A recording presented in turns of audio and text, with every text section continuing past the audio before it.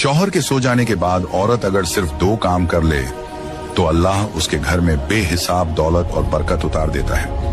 एक बुजुर्ग फरमाने लगे, बेटा जब शौहर या भाई या वालिद सो जाए तो औरत उनके सरहाने खड़ी होकर 3 मर्तबा दुरूद ए इब्राहिमी पढ़े, फिर 3 मर्तबा या अल्लाहू या वदूदू कहे और ये अमल सिर्फ 1 हफ्ता लगातार करे।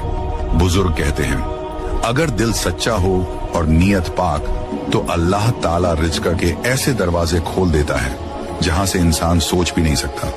और दोस्तों, ऐसी वीडियो बनाने में बहुत मेहनत लगती है, तो वीडियो को लाइक जरूर करें और सदका ए जारिया समझकर शेयर करें ताकि और लोगों तक भी ये हदीस पहुंचे और उन्हें भी फायदा हो।